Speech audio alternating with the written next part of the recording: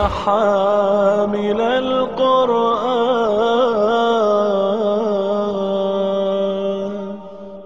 الحمد للہ وکفا والصلاة والسلام علی عباده الذین اصطفى اما بعد فاعوذ باللہ من الشیطان الرجیم بسم اللہ الرحمن الرحیم یریدون لیطفئوا نور اللہ بافواہہم واللہ متم نورہ ولو کرہ الکافرون هو الذی ارسل رسولہ بالہدی ودین الحق لیظہرہ علی الدین کلہ ولو کرہ المشرکون. دوستو اور بھائیوں، آپ کو یاد ہوگا کہ ہم سیرت النبی کا مطالعہ کر رہے تھے اور نبوت کے 11ویں سال میں ہم پہنچ گئے تھے کہ سن 10 نبوی ایک سیریز آف ایونٹس کا سال ہے کہ جن میں جو سٹیٹس کو سی وہ بدل گئی. حضرت خدیجہ کا انتقال ہوا اور ساتھ ہی ابو لہب کا انتقال ہوا، اور وہ جو مسلسل 10 سال سے خاندان بنو ہاشم کی سپورٹ نبی اکرم صلی اللہ علیہ وسلم کو حاصل تھی وہ یکدم ختم ہو گئی، اس لیے کہ ابو طالب کے بعد ابو لہب خاندان کا سربراہ بنا اور اس نے نبی اکرم صلی اللہ علیہ وسلم کو خاندان بنو ہاشم سے نکال دیا. اب آپ مکہ مکرمہ میں نہیں رہ سکتے تھے جب تک آپ کو مکے میں کوئی شخص پناہ نہ دے. آپ طائف تشریف لے گئے، وہاں سے بھی آپ کو پناہ نہیں ملی. آپ کا یہ سفر پناہ کی تلاش میں تھا، دعوت و تبلیغ کے لیے نہیں تھا، اس لیے کہ مکہ مکرمہ میں جن لوگوں نے آپ کا ساتھ دینا تھا وہ دے چکے تھے. اب مزید کچھ لوگوں کے شامل ہونے کی توقع نہیں تھی. اگر یہ نبی اکرم صلی اللہ علیہ وسلم کا دعوتی سفر ہوتا تو اگر طائف میں بھی دال نہیں گلی تو آپ اگلی کسی بستی میں جاتے، وہاں بھی لوگ نہ سنتے تو پھر کسی تیسری بستی میں جاتے. آپ واپس جو تشریف لائے اور واپس آ کر آپ نے ایک مشرک مطعم بن عدی کی پناہ لی اور آپ مکہ مکرمہ میں داخل ہوئے. طائف سے واپسی پر نبی اکرم صلی اللہ علیہ وسلم کی زبان مبارک پر جو فریاد آئی، جو چیخ نکلی، جو کمپلینٹ آپ نے اللہ کے حضور کی، اس کے رسپانس میں نبی اکرم صلی اللہ علیہ وسلم کو آسمانوں پر بلایا گیا اور ری ایشور کیا گیا کہ میں تیرے ساتھ ہوں. اور اس کے 5ویں مہینے ذو الحج میں اسی سال مدینے کے آئے ہوئے 5 افراد سے آپ نے ملاقات فرمائی، وہ ایمان لے آئے. اگلے سال 12 افراد آئے اور انہوں نے باقاعدہ نبی اکرم صلی اللہ علیہ وسلم سے کچھ باتوں کا عہد کیا. اس کو بیعت عقبہ اولیٰ کے نام سے تاریخ میں سیرت میں رجسٹر کیا گیا ہے کہ یہ پہلی بیعت تھی جو نبی اکرم صلی اللہ علیہ وسلم نے اہل مدینہ سے لی.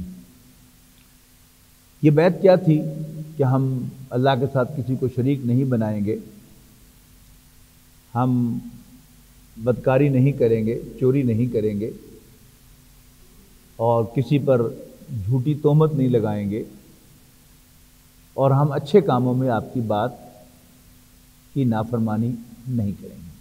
لا یعصینک فی معروف، کہ جو بھی معروف کہتے ہیں جانے پہچانے کو، جو بھی جانے پہچانے اچھے کام ہیں آپ ہمیں ان کا حکم دیں گے.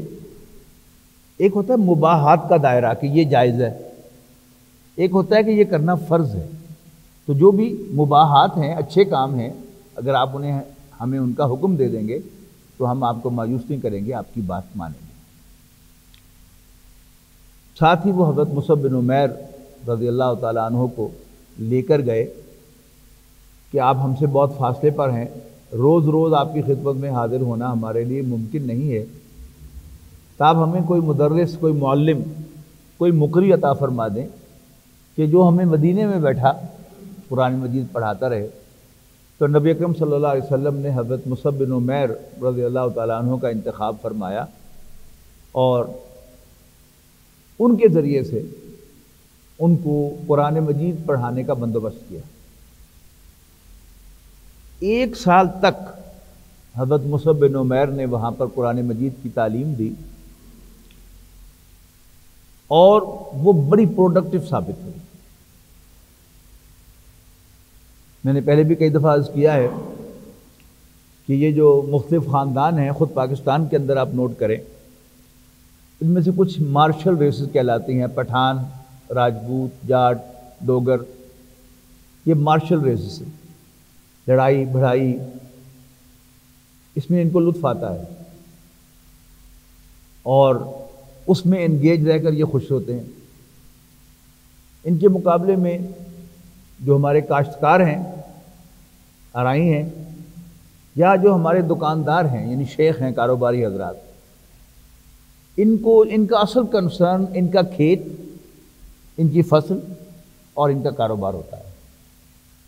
ایک دکاندار کبھی نہیں چاہتا کہ اس کی دکان بند ہو، لیکن اگر آپ لڑائی بھڑائی کرتے ہیں، پھر تھانے اور کچہریاں ہیں، پھر کورٹس ہیں، ایک لامتناہی سلسلہ ہے، اس میں آپ کو انگیج ہونا پڑتا ہے۔ اور یہ دونوں فریق جو ہیں، کاشتکار اور کاروباری حضرات، یہ کبھی پسند نہیں کرتے کہ ہمارے کاروبار میں اور ہمارے کھیت و کھلیان کے کام میں کوئی رکاوٹ آئے۔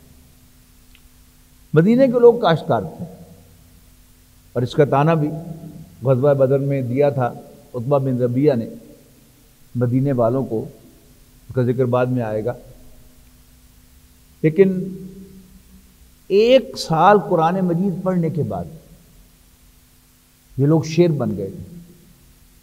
اسے میں یوں تعبیر کیا کرتا ہوں کہ معلوم نہیں کیسے پڑھایا تھا قرآن حضرت مصعب بن عمیر نے، پتہ نہیں گھوٹ کے پلا دیا تھا یا انجیکٹ کر دیا تھا ان کے خون میں، کہ وہ کاشتکار لوگ شیر بن گئے اور اگلے سال 75 افراد حج کرنے کے لیے آئے، جن میں 3 خواتین بھی تھیں، اور وہ بھی رات کے اندھیرے میں رسول اللہ صلی اللہ علیہ وسلم سے ملے اور آپ کے لیے ایک بڑی زبردست پرومزنگ پیشکش لے کے آئے کہ اللہ کے رسول، آپ کے خاندان والوں نے آپ کو ڈس اون کر دیا ہے، آئیے ہم آپ کو اڈاپٹ کرتے ہیں، آپ ہمارے پاس تشریف لے آئیں، ہم اسی طرح آپ کی حفاظت کریں گے جیسے ہمارے خاندان میں پیدا ہونے والے بچے کی ہم حفاظت کرتے ہیں۔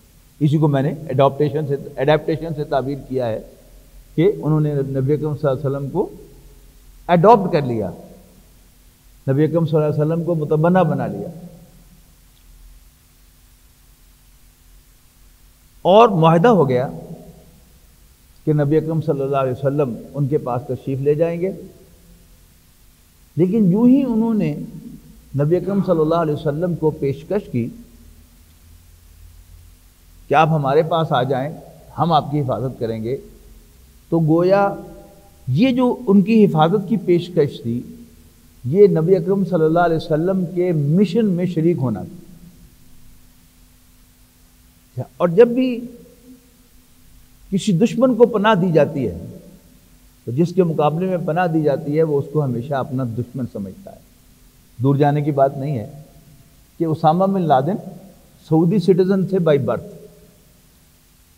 لیکن عراق کویت کی جنگ کے بعد، جس میں خود بلایا تھا عربوں نے امریکہ کو کہ تم آ کر ہماری حفاظت کرو، جب جنگ ختم ہو گئی تو اسامہ بن لادن نے سعودی حکومت سے تقاضا کیا کہ اب جنگ ختم ہو گئی ہے اور امریکنز کو یہاں سے نکالو ورنہ یہ یہاں پر قابض ہو جائیں۔ امریکہ نے محسوس کیا کہ یہ ہمارا اصل دشمن ہے اور یہ ہماری چال کو سمجھ رہا ہے اور یہ کل کو ہمارے لیے پریشانی کا باعث مزید بن سکتا ہے، تو انہوں نے سعودی حکومت کو کہا کہ اس کو تم نکال دو اپنے ملک سے اور اس کی سٹیزن شپ چھین لو۔ تو سعودیوں نے اسامہ بن لادن کی سٹیزن شپ کینسل کر دی۔ اب کیا تھا، کٹی پتنگ تھی، اس کے پیچھے اب کوئی ملک، کوئی طاقت نہیں تھی جو اس کی حفاظت کرے سوائے اس کے کہ اس کو کوئی ملک بنا دے۔ اور حال ہی میں آپ کے سامنے ہے کہ انڈیا نے ڈاکٹر ذاکر نائک کی سٹیزن شپ کینسل کر دی، ان کے تمام اثاثات جو ہیں وہ چھین لیے، تو پھر ملائیشیا نے ان کو پناہ دی اور اپنی سٹیزن شپ آفر کی اس کے بعد، تو اب وہ ملائیشیا میں بیٹھے ہیں۔ تو نبی اکرم صلی اللہ علیہ وسلم کی سٹیزن شپ کی تھی کیا تھی؟ آپ کا قریش کے کسی خاندان میں سے ہونا، اور جب اس خاندان نے آپ سے اس خاندان کی ممبرشپ چھین لی تو اب گویا آپ قریش میں سے نہ رہے، اور مکہ مکرمہ کرشیوں کا شہر تھا، وہاں صرف کرشی رہ سکتا تھا یا اس کا غلام یا حلیف۔ تو مدینے والوں نے کیا کیا؟ قریش کے دشمن نمبر 1 کو پناہ دے دی۔ اب جو حال امریکہ کا کیا، جو حال امریکہ نے کیا افغانستان کا، طالبان کا، وہی حال obviously وہ اوس و خزرج کا ہونے والا تھا قریش کے ہاتھوں، اس لیے کہ انہوں نے ان کے دشمن نمبر 1 خاتم النبیین حضرت محمد مصطفیٰ صلی اللہ علیہ وسلم کو پناہ دے دی۔ بات سمجھ آئی؟ تو یہ طاقت ان میں کیسے آئی؟ یہ طاقت ان کے اندر قرآن مجید سے آئی۔ قرآن مجید جب واقعتاً کسی شخص کے دل میں اتر جاتا ہے تو اسے کسی کا ڈر نہیں رہتا۔ نبی اکرم صلی اللہ علیہ وسلم کا بڑا خوبصورت فرمان ہے کہ جو شخص اللہ سے ڈرتا ہے اس سے کائنات کی ہر چیز ڈرتی ہے، اور جو اللہ سے نہیں ڈرتا ہماری طرح، وہ کائنات کی ہر چیز سے ڈرتا ہے۔ ہم اپنے گریبانوں میں جھانکیں، انفرادی طور پر بھی اور اجتماعی طور پر بھی ڈر رہے ہیں کہیں ایسا نہ ہو جائے، کہیں ایسا نہ ہو جائے۔ اگر ہمارے دل میں خوف خدا ہوگا، اگر ہم اللہ سے ڈرنے والے ہوں گے تو ہم کسی سے نہیں ڈریں گے، ڈٹ کر رہیں گے، اور پوری دنیا انشاءاللہ ہمارے سامنے کانپے گی۔ اور وہ وقت دور نہیں ہے کہ دنیا کے فیصلے جو ہیں وہ پاکستان کیا کرے گا۔ وہ جیسے صوفی برکلی صاحب کا ایک کلپ میں نے سنا، انہوں نے کہا کہ ایک وقت آئے گا کہ پاکستان میں پوری دنیا کے فیصلے ہوا کریں گے، جیسے ماضی قریب تک امریکہ میں سارے فیصلے ہوا کرتے تھے، تو پاکستان میں ہوں گے۔ وہ کب ہوگا؟ جب ہم اللہ سے ڈرنے لگیں گے، جب ہمارے دل میں خوف خدا پیدا ہوگا، جب ہمارے دلوں میں تقویٰ آئے گا، تو انشاءاللہ غیر اللہ کا خوف ہمارے دلوں سے نکل جائے گا۔ تو جب قرآن مجید انہیں پڑھایا حضرت مصعب بن عمیر رضی اللہ تعالیٰ عنہ نے، اور کسی ایسے طریقے سے پڑھایا کہ صرف الفاظ نہیں ان کو یاد کرائے، قرآن مجید ان کے دلوں میں اتارا تو وہ شیر بن گئے، اور عرب کے سب سے بڑے سورما شیروں کے منہ میں انہوں نے ہاتھ ڈال دیا، اور نبی اکرم صلی اللہ علیہ وسلم کو خاتم النبیین سید الانبیاء والمرسلین حضرت محمد صلی اللہ علیہ وسلم کو پناہ دیا۔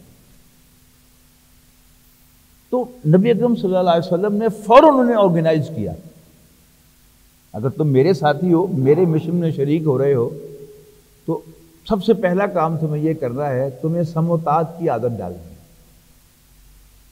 سموتات میری نہیں، میری تو سموتات کرو گے، اس لیے مجھے اللہ کے رسول مان لیا ہے، تو جس کو انسان رسول مان لیتا ہے پھر اس کے سامنے چونچرا نہیں کرتا۔ میں جن کو مقرر کروں تمہارے اوپر، ان کی اطاعت۔ تو نبی اکرم صلی اللہ علیہ وسلم نے 12 نقیب مقرر فرمائے اوس اور خزرج میں۔ خزرج بڑا قبیلہ تھا، اس میں آپ نے 9 نقیب مقرر فرمائے، اور اوس چھوٹا قبیلہ تھا، اس میں نبی اکرم صلی اللہ علیہ وسلم نے 3 نقیب مقرر فرمائے، اور پھر ان نقباء کی اطاعت کا حلف لیا۔ یہ ہے بیعت عقبہ ثانیہ، اور بڑے سخت الفاظ ہیں اس کے۔ حضرت عبادہ ابن صامت رضی اللہ تعالیٰ عنہ، یہ بڑے خوش نصیب صحابی ہیں، انصار میں سے ہیں، یہ بیعت عقبہ اولیٰ میں بھی شریک تھے، بیعت عقبہ ثانیہ میں بھی شریک تھے، اور فتح مکہ کے موقع پر جو بیعت خلافت نبی اکرم صلی اللہ علیہ وسلم نے لی ہے اس میں بھی شریک تھے۔ یہ بیان فرماتے ہیں کہ بایعنا رسول اللہ صلی اللہ علیہ وسلم، ہم نے رسول اللہ صلی اللہ علیہ وسلم کے ہاتھ پر بیعت کی، کس پر؟ علی السمع والطاعت، کہ ہم حکم سنیں گے، بات سنیں گے اور مانیں گے، اس کی اطاعت کریں۔ کس کی بات سنیں گے اور مانیں گے؟ یعنی بظاہر ایسا معلوم ہوتا ہے کہ نبی اکرم صلی اللہ علیہ وسلم کی بات سنیں گے اور مانیں گے، لیکن موقع کیا ہے کہ آپ 12 نقیب مقرر فرما رہے ہیں۔ دوسرا، کسی بھی ریئل لیڈر کو، بڑے لیڈر کو، عام انسانوں میں سے بھی اس کو یہ پوچھنا نہیں پڑا کرتا کہ تم میرا کہنا مانو گے۔ کوئی ثابت کر دے مجھے کہ قائد اعظم جو ہندوستان کے مسلمانوں کے ریئل لیڈر تھے، انہیں کبھی کسی مجمع میں ویسے ہی پوچھا ہو کہ میری بات مانو گے نا؟ یہ چھوٹے لیڈر پوچھا کرتے ہیں جو اصلی لیڈر نہیں ہوتے۔ تو نبی اکرم صلی اللہ علیہ وسلم تو اصلوں کے بھی اصل تھے، اصلی لیڈر تھے، لہذا انہیں بیعت لینے کی ضرورت نہیں تھی کہ میرا کہنا مانو گے کہ نہیں۔ اصل میں وہ ان 12 نقباء کی اطاعت کی بیعت تھی، اور بیعت کے الفاظ میں سے ظاہر بھی ہو رہا ہے کہ بایعنا رسول اللہ صلی اللہ علیہ وسلم، ہم نے رسول اللہ صلی اللہ علیہ وسلم کے ہاتھ پر بیعت کی، علی السمع والطاعت، کہ ہم بات سنیں گے اور مانیں گے، فی العسر والیسر، خواہ مشکل ہو یا آسانی، والمنشط والمکرہ، خواہ طبیعت آمادہ ہو یا نہ ہو۔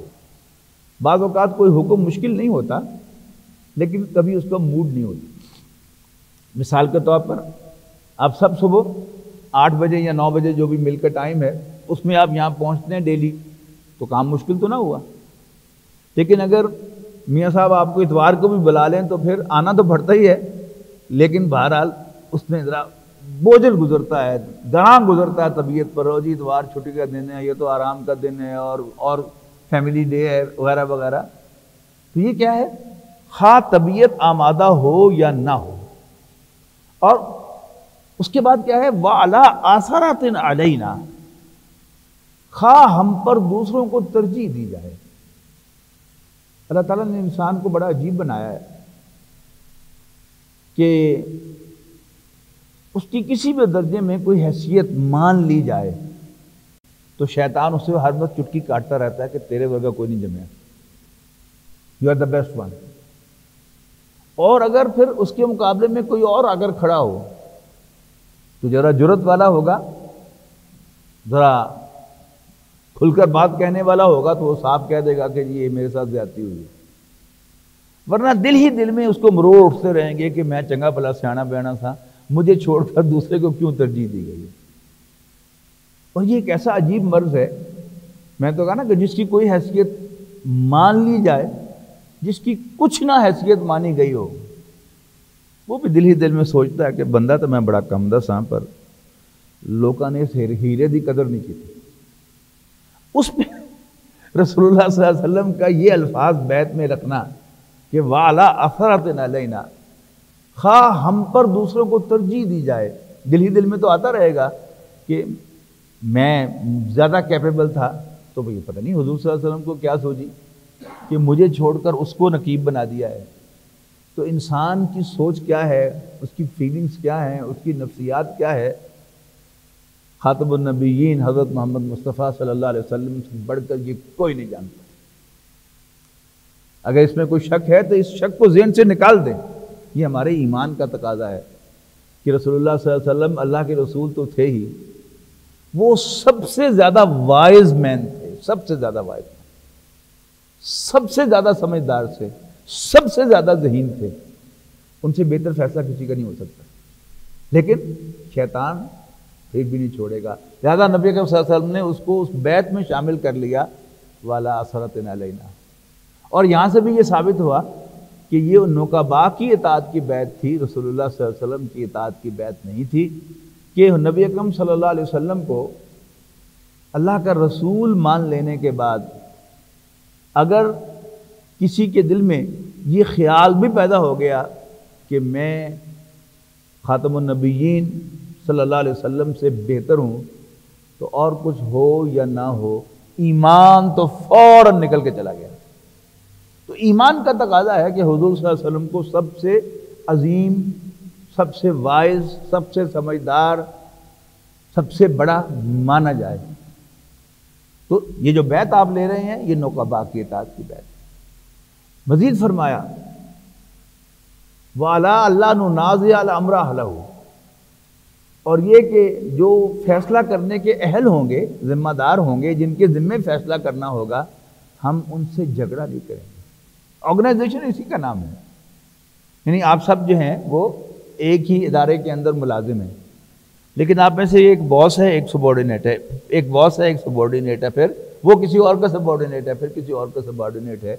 تو آرگنائزیشن اسی وقت تک ہے کہ جب آپ میں سے ہر شخص اپنی حیثیت کو پہچانتا ہے کہ میں اس کا باس ہوں لیکن اس کا سبارڈینیٹ ہوں، تو گاڑی چل رہی ہے۔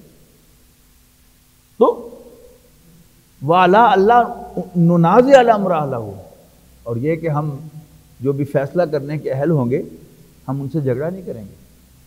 وَأَن نَقُولَ بِالْحَقِّ أَيْنَمَا كُنَّا، البتہ حق بات ضرور کہیں گے جہاں بھی ہوں گے۔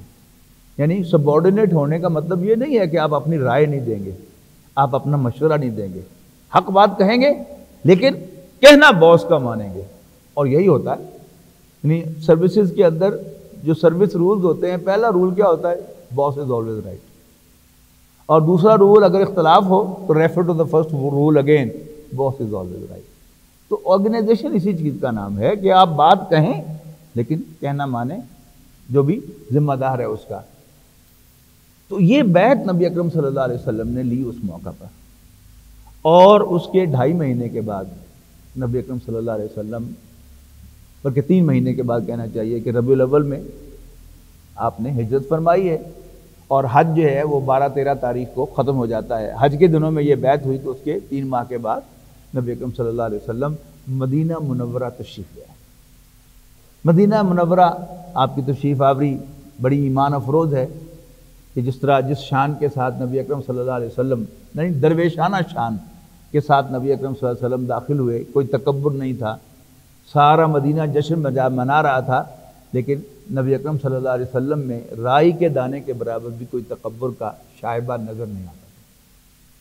پھر پہلے 3 ماہ میں، پہلے 6 ماہ میں نبی اکرم صلی اللہ علیہ وسلم نے 3 کام کیے۔ پہلا کام یہ کیا کہ آپ نے مسجد نبوی تعمیر کی، کرائی نہیں۔ آپ نے عام صحابہ کے ساتھ پتھر اٹھائے اور اس کنسٹرکشن میں بالفعل حصہ لیا۔ نمبر 2، آپ نے مہاجرین اور انصار کے درمیان ایک بھائی چارہ قائم کیا جسے مواخات کہتے ہیں، اخن بھائی اور مواخات بھائی چارہ، یعنی ایک مہاجر کو ایک انصاری کا بھائی بنا دیا۔ اور وہ کیسی شاندار مواخات تھی، کیسی مواخات آسمان نے کبھی دیکھی نہیں زمین پر ہوتی ہوئی۔ نبی اکرم صلی اللہ علیہ وسلم نے ایک مہاجر کو ایک انصاری کا بھائی بنا دیا، وہ اس کو اپنے گھر لے گیا اور گھر کا سارا سامان بانٹ دیا کہ اللہ کے رسول نے تمہیں میرا بھائی بنایا ہے۔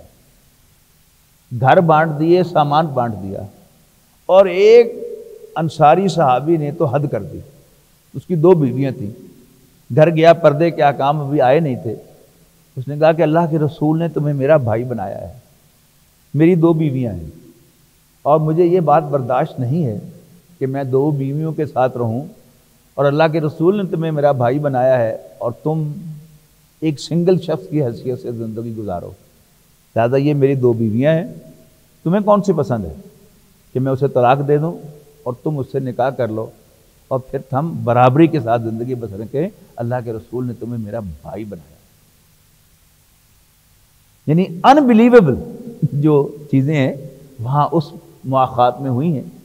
تیسرا کام نبی اکرم صلی اللہ علیہ وسلم نے یہ کیا کہ آپ نے مختلف قبائل کو وزٹ کیا، یعنی اوس، خزرج، اور 3 بڑے قبیلے تھے یہودیوں کے، چھوٹے اور قبیلے بھی تھے لیکن 3 بڑے قبیلے تھے، بنو قینقاع، بنو نذیر زواد کے ساتھ، اور بنو قریظہ زوئے کے ساتھ۔ تو آپ نے ان سے ملاقات کی، ان سے کہا کہ یہ تم آپس میں لڑتے پھرتے کیوں ہو، ایک ہی شہر میں رہتے ہو اور پھر آپس میں لڑتے بھی ہو، ایسا کیوں کرتے ہو؟ انہوں نے کہا کہ جب ہمارے ایشوز ہوتے ہیں وہ ہمارا حق جو ہے وہ دوسرا قبیلہ مارتا ہے تو ہم اس سے لڑائی کرتے ہیں۔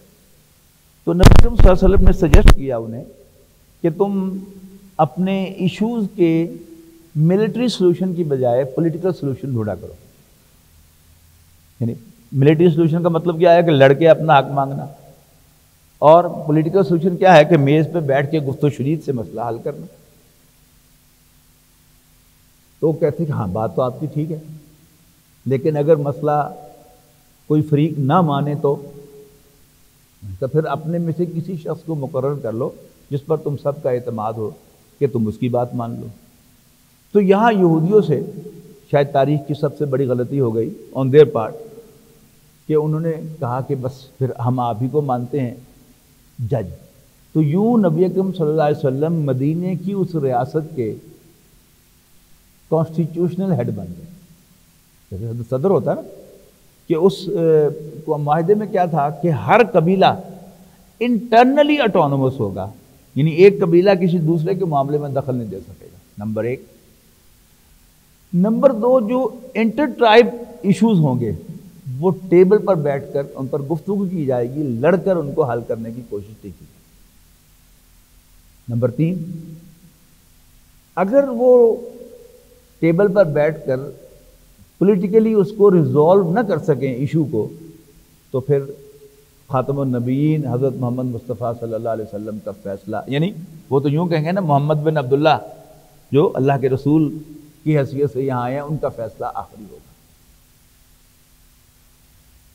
اور چوتھی بات، جب بھی کسی فریق پر باہر سے کوئی حملہ آور ہوگا، اوس پر، خزرج پر، نبی اکرم صلی اللہ علیہ وسلم پر، مہاجرین پر، بنو قریظہ پر، بنو قینقاع پر، بنو نذیر پر کوئی باہر سے حملہ آور ہوگا تو سب مل کر دفاع کریں گے اور کوئی بھی باہر سے حملہ آور ہونے والے کا ساتھ نہیں دے گا. آپ سمجھ گئے نا کہ حملہ ہونا کس پر تھا؟ تو نبی اکرم صلی اللہ علیہ وسلم پر ہی حملہ ہونا تھا. تو گویا انہوں نے یہ معاہدہ کر کے اپنے ہاتھ باندھ کر نبی اکرم صلی اللہ علیہ وسلم کے ہاتھ میں پکڑا دیے، اپنے ہاتھ باندھ کر نبی اکرم صلی اللہ علیہ وسلم کے ہاتھ میں پکڑا دیے. بلکہ یوں کہوں تو شاید غلط نہ ہو کہ اپنے ہاتھ کاٹ کر رسول اللہ صلی اللہ علیہ وسلم کے ہاتھ میں پکڑا دیا. اب اندر سے امن قائم ہو گیا، انٹرنل کنسولیڈیشن نبی اکرم صلی اللہ علیہ وسلم نے اچیو کر لی. آپ مدینہ سے باہر نکلے اور سب سے پہلے آپ نے مدینہ مکہ مکرمہ کی طرف دیکھا اور مکے والوں کو باقاعدہ میسنجر کے ہاتھ نہیں، کوئی لکھ کر نہیں، یہ پیغام بھیجا کہ میں زندہ ہوں اور پنجابی کا لفظ استعمال کروں، میں تمہارا مکو ٹھپ سکتا ہوں. اگر آپ کے ذہن میں سعودی عرب کا جغرافیہ ہو، اس کا نقشہ جو ہے کہ اوپر سے وہ ذرا ٹیپرنگ ہے اور نیچے سے براڈ ہے، یمن یہ براڈ ہے اور پھر آہستہ آہستہ یہ ٹیپر ہوتا ہے اور پھر شام، فلسطین، عراق یہ اوپر نارتھ کی طرف آتے ہیں. مکہ مکرمہ کے لوگ تاجر تھے، مکے میں بارش نہیں ہوتی تھی لہذا کچھ نہیں اگتا تھا، کچھ بھی پروڈیوس نہیں ہوتا تھا اور صنعت نام کا کوئی وجود نہیں تھا. لیکن مکے کے لوگ تھے چودھری، یعنی سکے چودھری، پلے ککھ نہیں، سکی چودھر، تاجر تھے وہ. تجارت میں بھی کچھ اپنے ہاں تو پروڈیوس نہیں ہوتا کہ جو یہاں سے لے کر وہاں جا کے بیچ دیں. ان کی تجارت کا جو ایک خاص ایریا تھا وہ تھا حج اور عمرہ. حج اور عمرہ کرنے کے لیے پورے عرب سے لوگ آتے تھے، لیکن حاجیوں کی خدمت وہ اپنے لیے اعزاز سمجھتے تھے، لہذا ان کی خدمت کے لیے کھجوریں اور ان کے استعمال کی ہر چیز لانا، انہیں کھانے کھلانا، انہیں پانی پلانا، یہ تو الٹا ان پر ایک لائبلٹی تھی جو انہوں نے اپنے اوپر ڈالی ہوئی تھی. اصل جو ٹریڈ جس پر وہ مونوپلی قائم کر رکھی تھی انہوں نے وہ تھی کارگو ٹریڈ. وہ نقشہ پھر ذہن میں لائیے گا کہ یمن ہے، یمن کے نیچے بحیرہ عرب ہے اور ناسات انڈیا ہے، پاکستان ہے، انڈیا ہے، پھر آگے چلے جائیں ملائیشیا، انڈونیشیا تک. جو بھی سامان تجارت ہوتا تھا وہ کشتیوں کے ذریعے آتا تھا، یمن کے ساحل پہ اترتا تھا اور پھر یمن سے بائی سرفیس اونٹوں پر لاد کر وہ سامان یورپ پہنچایا جاتا تھا، شام کی طرف. شام سمبولک ہے یورپ کے لیے. قافلے لٹتے تھے، ماضی قریب تک بھی، جب تک یہ موٹر وے نہیں بنی تھی، اور آج بھی وقتاً فوقتاً یہ جو چھوٹی سڑکیں ہیں ان پر بسیں بھی لوٹ لی جاتی ہیں اور کاریں، اور مسافر بھی لوٹ لیے جاتے ہیں، تو وہاں بھی قافلے لٹتے تھے۔ لیکن قریش کا قافلہ نہیں لٹتا تھا۔ جیسے آج سے 50 سال پہلے تک ہمارے ہاں جب کوئی بس لٹتی تھی اور لوٹنے کے بعد ڈاکوؤں کو پتہ چلتا تھا کہ ان میں سے کوئی سید بھی تھا، تو ڈاکوؤں کا سردار خود آ کر پاؤں پکڑتا تھا شاہ جی کے، سید بادشاہ معافی چاہتے ہیں جی، آپ گستاخی ہو گئی، اور سامان واپس کرتا تھا اور ساتھ معذرت بھی پیش کرتا تھا۔ اب تو وہ بھی نہیں رہا۔ تو قریش جو تھے پورے عرب میں پیرزادوں کی طرح ٹریٹ ہوتے تھے کہ ہر قبیلے کا ایک بت جو تھا وہ کعبے میں رکھا ہوا تھا، وہ گویا ہاسٹیج تھا، یرغمال تھا ترشیوں کے پاس، یہ کعبے کے متولی تھے۔ اب سارے قافلے لٹتے تھے سوائے قریش کے قافلے کے۔ یوں گویا جو بھی قریش کو مال دیتا تھا ٹرانسپورٹ کرنے کے لیے، تو ان کا مال، ان کے پاس جو بھی مال ہوتا تھا وہ انشورڈ ہوتا تھا۔ آپ نے کوئی انشپمنٹ بھیجنی ہے اور جو کارگو کمپنیز ہیں ان میں سے کوئی کمپنی آپ کو انشورنس بھی ساتھ آفر کرتی ہے، تو آپ اس کو زیادہ پیسے دے کر اسی کو مال دیں گے، یا چلو صحیح سلامت پہنچ تو جائے گا، انشورنس جو ہوگی۔ تو قریش کو دیا ہوا مال انشورڈ سمجھا جاتا تھا، اور ان کی یوں منوپلی تھی پورے عرب میں ٹرانسپورٹیشن پر۔ اچھا، پھر جغرافیہ کو ذہن میں لائیے کہ نیچے یمن ہے جو براڈ ایریا پر، اس کے بعد مکہ ہے نارتھ میں، فردر نارتھ میں مدینہ منورہ ہے، اور پھر فردر نارتھ میں آپ چلے جائیں تو پھر شام ہے، فلسطین ہے، عراق ہے، اور پھر اس کے بعد یورپ شروع ہو جاتا ہے، روم ہے۔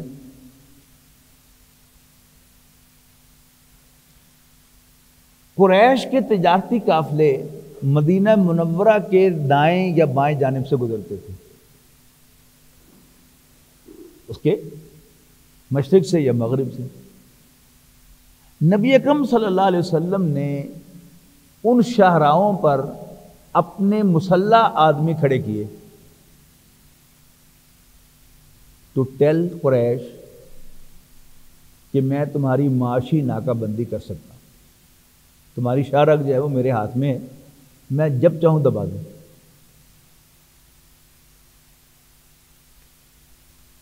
ایک سے زائد واقعات ہوئے کہ تھوڑی بہت جھڑپ ہوئی۔ ایک قافلے کا سردار ابو لہب ابو جہل تھا، وہ ظاہر ہے بڑا جوشیلا آدمی ہے، تو تیر بھی ادھر ادھر چل گئے دونوں طرف سے۔ جب قریش کو احساس ہوا تو کام خراب ہے، تو انہوں نے ایک فنڈ ریز کیا۔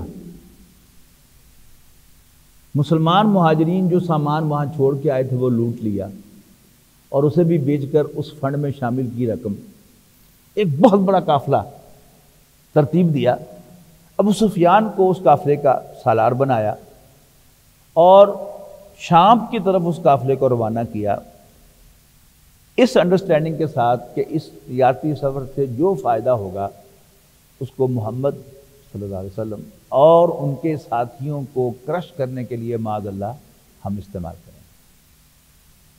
نبی اکرم صلی اللہ علیہ وسلم کو بھی اس کی خبر ہو گئی۔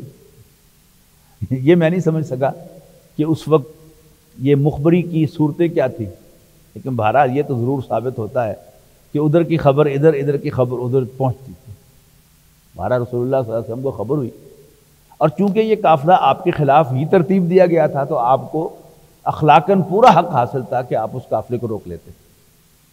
نبی اکرم صلی اللہ علیہ وسلم ایک بڑی تعداد کے ساتھ مسلمانوں کی مدینہ منورہ سے باہر نکلے اور اس شاہراہ پر آئے جہاں سے وہ قافلہ گزرنا، لیکن اللہ کو منظور نہیں تھا۔ جب وہاں پہنچے تو پتہ چلا وہ 2 دن ہو گئے گزر گئے یہاں سے۔ امیزنگلی نبی اکرم صلی اللہ علیہ وسلم نے وہیں قیام فرمایا کہ واپسی پر ان سے نپٹیں گے،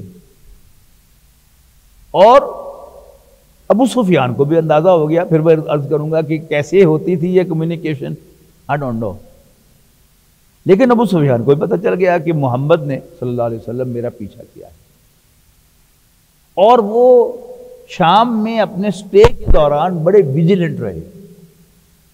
دو کام انہوں نے کیے، ایک تو مکے پیغام بھیجا کہ مجھے محمد اور اس کے ساتھیوں سے خطرہ ہے، میری مدد کو پہنچو، اور دوسرا ویجیلنس ان کی شام کے سفر کے دوران پوچھتے رہے کہ یہاں کوئی نامانوس غیر مانوس قسم کے لوگ تو نہیں نظر آئے۔ تو لوگوں نے کہا کہ ہاں اس جگہ اس پہاڑی کے پرلی طرف کچھ لوگ تھے، پڑاؤ ڈالے ہوئے تھے، ہم جب پہچانتے نہیں ہیں ان کو۔ تو ابو سفیان وہاں پہنچا ہے اور انہوں نے وہاں پہنچ کر دیکھا تو مسلمان اٹھ کر جا چکے تھے، لیکن اونٹوں کی لیدیں موجود تھیں جو بتا رہی تھی کہ یہاں کچھ لوگ پڑاؤ ڈالے رہے ہیں۔ تو ابو سفیان نے وہاں پہنچ کر اونٹ کی لید توڑ کے دیکھی، اس میں کھجور کی گٹھلی نکلی۔ تو ابو سفیان نے فوراً یہ سمجھا کہ یہ کھجوریں کھانے والے اونٹ مدینے کے ہی ہو سکتے ہیں، ورنہ دنیا کے کسی اور خطے میں اتنی کھجور نہیں ہے کہ اونٹوں کو بھی کھانے کو دی۔ لہذا واپسی پر ابو سفیان نے اپنا راستہ ہی بدل لیا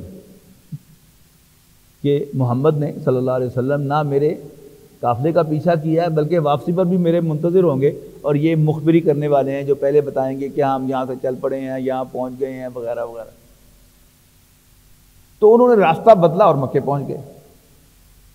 مکے والوں کو، قریش کو، جب یہ ابو سفیان کا پیغام ملا کہ مجھے محمد اور اس کے ساتھیوں سے خطرہ ہے صلی اللہ علیہ وسلم، تو انہوں نے بھی دو کام کیے۔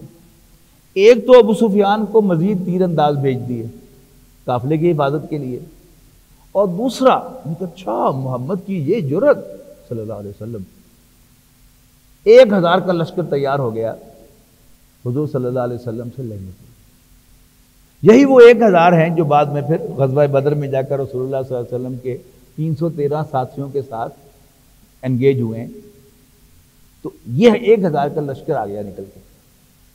اللہ تعالیٰ نے رسول اللہ صلی اللہ علیہ وسلم کو خوشخبری دی، اب تمہارے پاس 2 وکٹمز ہیں، چاہو تو واپسی پر قافلے سے 2 ہاتھ کر لو، اور چاہو تو 1000 کا لشکر آ رہا ہے اس کے ساتھ 2 ہاتھ کر لو۔ نبی اکرم صلی اللہ علیہ وسلم کا اپنا رجحان وہ 1000 کے لشکر کی طرف تھا کہ جب خوشخبری مل ہی گئی ہے پھر why not to fight against them۔ لیکن صحابہ کرام ذرا کیلکولیٹو مائنڈ کے تھے، وہ سمجھتے تھے کہ قافلے میں مال غنیمت بہت زیادہ ہے، تجارتی سامان ہے، اور جو بیچ کے آئے ہیں اس کے اگینسٹ کوئی رقم ہوگی، یا ادھر کا کوئی سامان ہوگا، بارٹر سسٹم کے تحت انہیں ادھر کے لے کے جانا ہوگا، تو اس میں فائدہ ہوگا۔ لیکن نبی اکرم صلی اللہ علیہ وسلم کو رجحان یہ تھا کہ 1000 کے لشکر سے لڑائی لی جائے۔ تو رسول اللہ صلی اللہ علیہ وسلم نے صحابہ کرام سے مشورہ کیا، یہ آپ کا دستور تھا، نصیحت بھی ہے ہم سب کے لیے بھی، کہ ہر اہم کام میں مشورہ ضرور کیا کرو، خواہ ایک مسلمان سے کرو۔ یہ ہمارے لیے بڑے پتے کا پیغام ہے کہ مشورے میں برکت ہے۔ دوسرا کام انہوں نے کیا کیا کہ آپ نے مشورہ فرمایا صحابہ کرام سے کہ دیکھو اللہ تعالیٰ نے خوشخبری دی ہے کہ ہمیں فتح ہوگی، اب بتاؤ کہ مقابلہ کس سے کرنا ہے۔ صحابہ کرام سمجھ رہے تھے کہ حضور صلی اللہ علیہ وسلم کو رجحان 1000 کے لشکر کی طرف ہے، لہذا مہاجرین نے بڑی جوشیلی تقریریں کی، اللہ کے رسول ہمیں اصحاب موسیٰ پر قیاس نہ کیجیے، جنہوں نے موسیٰ علیہ السلام کو پورا جواب دے دیا تھا کہ آپ اپنے رب کو لے کر جائیں اور لڑیں، ہم یہاں بیٹھے ہیں، ہم آپ کے ساتھی ہیں، آپ حکم دیجئے، ہم اپنی جانیں قربان کر دیں گے۔ ایک نے کہا کہ اللہ کے رسول ہمیں حکم دیجئے، ہم اپنی اونٹیوں کو دبلا کر دیں گے لیکن آپ کو نہ نہیں کریں گے۔ ایک نے کہا کہ اللہ کی زمین ختم ہو جائے گی، ہمارا جذبہ ٹھنڈا نہیں ہوگا، آپ ہمیں حکم دیں۔ لیکن نبی اکرم صلی اللہ علیہ وسلم کہتے ہیں ہاں بھی دسو پھر کی خیال ہے پھر؟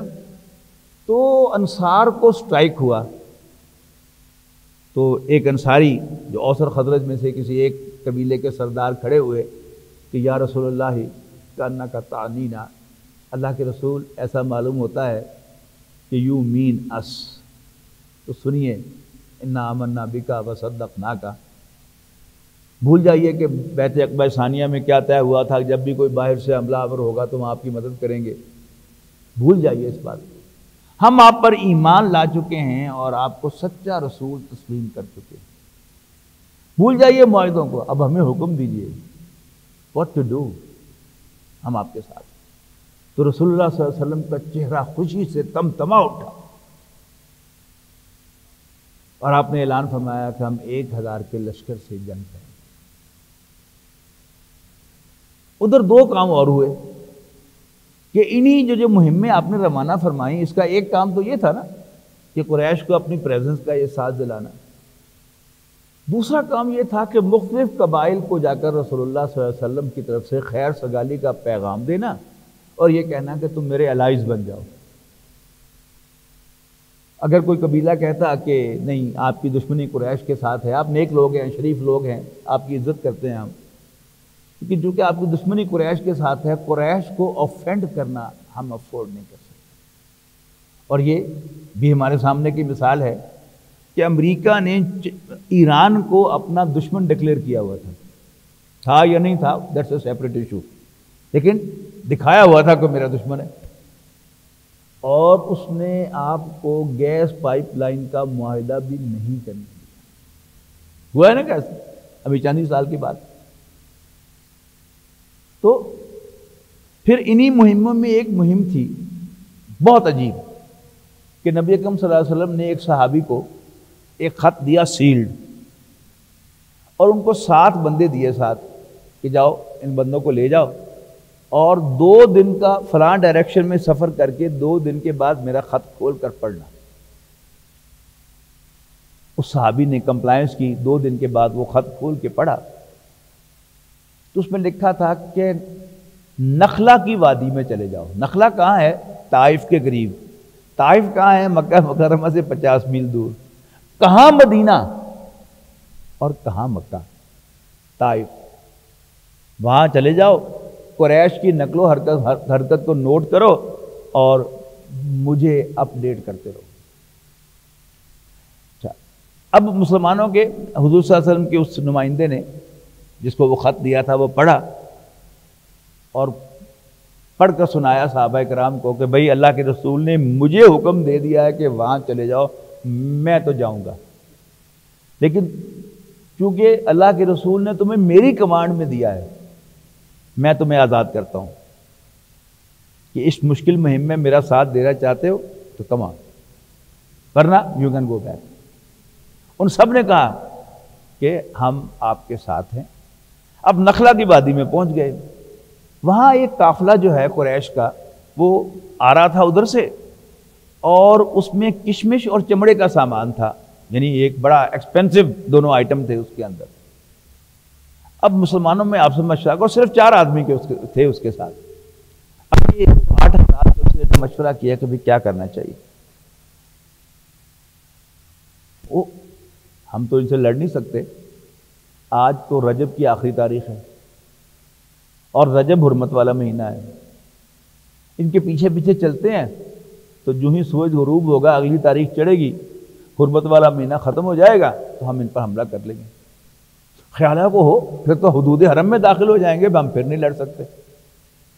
مشورہ کیا انہوں نے کہ دیکھی جائے گی، تو انہوں نے حرمت والے مہینے کے اندر ان پر حملہ کر دیا۔ ایک بندہ ان کا مار دیا، عبداللہ حضرمی نامی، اس کا بھائی بھاگ گیا اور 2 کو قیدی بنا کر رسول اللہ صلی اللہ علیہ وسلم کے پاس مال غنیمت سمیت لے آئے۔ رسول اللہ صلی اللہ علیہ وسلم نے کہا کہ اللہ کے بندوں، میں نے تمہیں یہ کب کہا تھا کہ تم یہ کرو؟ میں نے کہا تھا کہ ان کی نقل و حرکت کو نوٹ کرو اور مجھے اطلاع دو۔ تو نبی اکرم صلی اللہ علیہ وسلم نے مال غنیمت قبول نہیں کیا، لیکن ان کو سزا بھی کوئی نہیں دی۔ انٹرسٹنگ۔ اب جو 1000 کا لشکر وہاں سے چل پڑا مکہ مکرمہ سے، تو ابو سفیان راستہ بدل کر مکے پہنچ گئے۔ انہیں پیچھے سے پیغام بھیجا کہ میں خیر خیریت سے آ گیا ہوں، تو اب آگے جانے کی ضرورت نہیں، واپس آ جاؤ۔ اب جو قریش تھے یہ 2 حصوں میں تقسیم ہو گئے۔ قریش میں سے جو ہوکس تھے، ابو جہل جن میں سب سے بڑا تھا اور نضر بن حارث تھا، یہ بضد تھے کہ تیاریاں روز روز نہیں ہوتی، اب تیاری ہوئی ہے، ہمیں کام ٹھپ کے ہی آنا چاہیے محمد کا معاذ اللہ صلی اللہ علیہ وسلم. لیکن ان میں سے جو ڈفز قسم کے لوگ تھے، ذرا نرم مزاج اور سلجھو قسم کے، انہوں نے کہا کہ نہیں، ہمیں واپس چلے جانا چاہیے. اور اس کے یعنی لیڈرز کون تھے؟ عتبہ بن ربیعہ اور حکیم ابن حزام، یہ بعد میں ایمان لائے. یہ حضرت خدیجہ کے بھتیجے تھے جو رات کے اندھیرے میں پہاڑ کراس کر کے کھانے پینے کی چیزیں دے کے جاتے تھے. یہ وہی حکیم ابن حزام ہے رضی اللہ تعالیٰ عنہ. تو یہ دونوں چاہتے تھے کہ ہمیں واپس کر دیں. عتبہ بن ربیعہ نے بڑی مدبرانہ بات کہی کہ ہمیں چاہیے کہ ہم محمد کو عرب کے حوالے کر دیں. اگر محمد عرب پر غالب آ گئے تو ہماری ہی جیت ہوگی، ہمارا بندہ جو ہے وہ حاکم بنے گا تو قریشی کی فتح ہوگی، ہماری ہی حکومت قائم ہوگی. اور اگر عرب محمد پر غالب آ گئے صلی اللہ علیہ وسلم تو جو کام ہم کرنا چاہتے ہیں وہ کام ہو جائے گا اور ہم بدنامی سے بچ جائیں گے کہ ہم نے اپنے ایک فرد کے خون سے اپنے ہاتھ رنگ لیے. تو ابو جہل نے بڑی ہوشیاری سے کہا ہاں بیٹا جو ادھر ہے. حضرت ابو حذیفہ بن عتبہ وہ مسلمانوں میں شامل تھے، رسول اللہ صلی اللہ علیہ وسلم کے ساتھیوں میں سے تھے. اور ساتھ ہی اس نے وہ عبداللہ حضرمی جو قتل ہوا تھا نخلا میں، اس کے بھائی کو بلایا، اس نے کپڑے پھاڑے، ہائے میرے بھائی کا خون. یہ عربوں کے خون کو جوش دلانے کے لیے بڑی ایک روایتی ایک جسچر تھا، میرے بھائی کا خون. یہ چال کامیاب ہوئی ابو جہل کی، اور عتبہ بن ربیعہ نے کہا کہ اچھا پھر چلو. لہذا سب سے پہلے عتبہ آیا ہے میدان میں اپنے بیٹے اور اپنے بھائی کو لے. عتبہ، شیبہ اور ولید یہ تینوں سب سے پہلے آئے ہیں اور انہوں نے کہا کہ آؤ میدان میں.